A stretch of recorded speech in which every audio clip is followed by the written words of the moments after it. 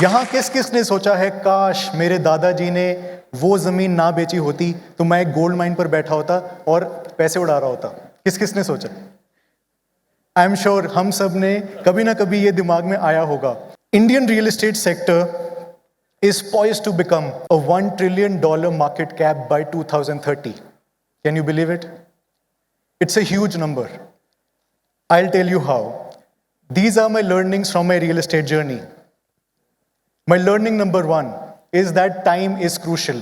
In 1980s, when Dhirubhai Ambani went to Jamnagar, that was a very small village, but bought a very big land, was a visionary. And now that city is one of the world's biggest refinery. And that's what made him a billionaire and setting the roadmap for Anil and Mukesh Ambani. So one of the philosophies that I inculcated and follow and I tell every client that I meet is you play the game of real estate right. And that's buy and wait, not wait to buy. Opportunities don't head. The land is limited. People are growing. We are sitting at the epitome of population right now, and that's where the consumerism is at its peak. So my second learning was real estate is about people. Actually, life is about people, business is for the people. People buy people first and real estate later. That's what I learned. People are emotional beings. They take their major financial decisions emotionally, asking their relatives and their friends and hearsay. But taking informed decisions is important. Some people take decisions emotionally, some by need, some by comfort, and some become adventurous. Try not to become too adventurous. Be careful. Let's take Dubai for an example. It marketed itself as the epitome of luxury, where you can fulfill all your dreams. I saw a project, Bugatti Towers, Mercedes Towers. What are these? These are the epitome of luxuries where normal companies are entering into real estate. That's the trend right now. And Dubai became the major tax haven for a lot of investors. That's what is driving their economy high. My third learning was how to maximize sustainable wealth creation. The process of wealth creation is slow and steady, being consistent and being perseverant. But when you want to maximize it and want to sustain it, that's where you use leverage.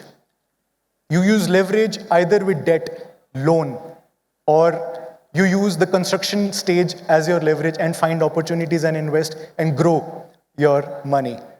I have seen people using real estate tools, investing tools, and create wealth like crazy, from rags to becoming millionaires. And one of the interesting concepts that I came across was self-debt repaying assets.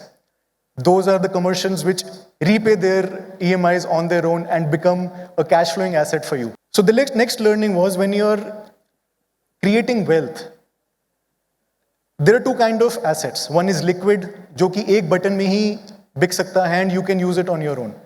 And another is a real estate asset, which is not liquid. It will take months. You will not get the right rate. You're emotionally attached to it. That's what is the segment which creates wealth. Equities are an amazing tool. I'm a big fan of it. But the problem is people are marketing it. They're showing Excel sheets. What we lack is discipline and consistency. Don't rely on one tool. Diversify it is what I learned. My learning number 4 actually was the land is limited. We all know, we all have heard it. Let's talk about paper currencies and cryptocurrencies. The governments have been printing it countlessly and increasing inflation and making lives miserable for all of us. Isn't it? The prices of everything have skyrocketed. But the land cannot be printed, cannot be made. God has made it finite, unless you are in Dubai. But they also struggle with that. It cannot be made. So that's where the limited supply and the increasing demand will always rise, will always give you returns. It's a universal formula. How tier 1 cities are growing vertically, they're also creating wealth, but the potential lies in tier 2 and tier 3 cities, which are growing in infrastructure, which are growing in the demand for luxury segmentation houses and apartments. That is where the demand is rising, and that's where you will create wealth faster. That's how you maximize your wealth. My next learning was how rental income can become your lifesaver. We all have aspirations, we all have desires, but job में ही फंसे रहते हैं तो job से कभी निकल नहीं पाते हैं. तो try and make cash flow assets. My mentor, Grant Cardone, said, and this is a beautiful saying, you might not understand it, but he said, cash is trash and cash flow is king. What does he mean? When you have cash in hand, you tend to spend it. You don't tend to invest it. But if you have cash flowing assets, that's when you add to your income, you take more leverage on it, you buy the next asset. That asset creates more rental income, and then you create another asset. That's the formula of creating wealth. He himself is managing $50 billion of asset.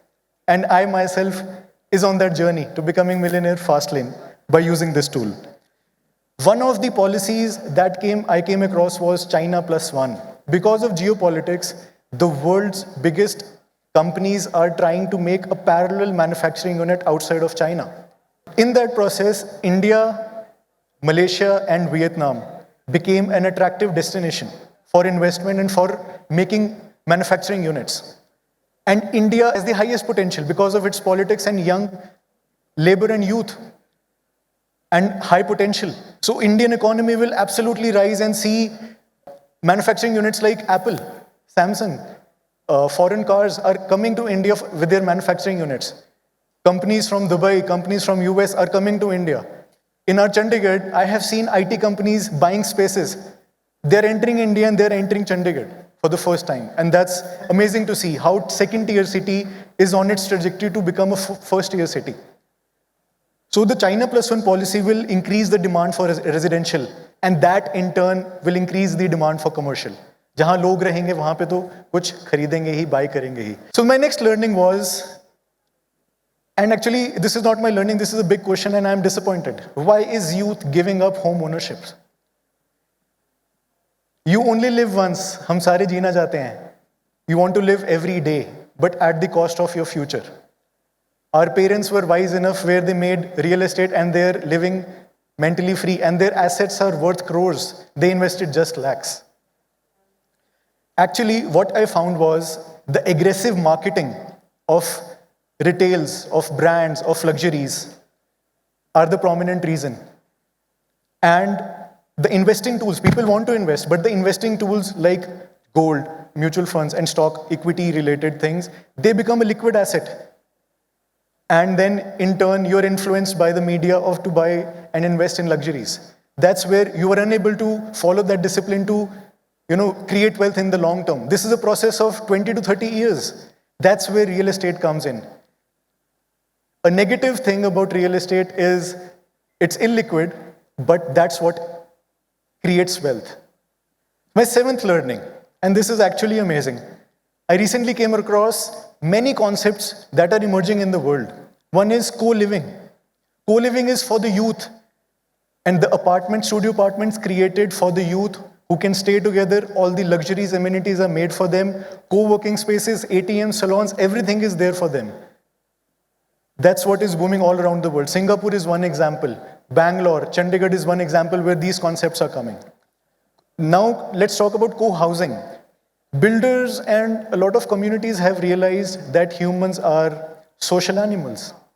They need interaction. They need people's presence. So that's where co-housing comes, where the interaction of people is more, like common community kitchens are being conducted. Activities are being held, where the interaction is more. People can live with each other. The next interesting thing was the farmhouses.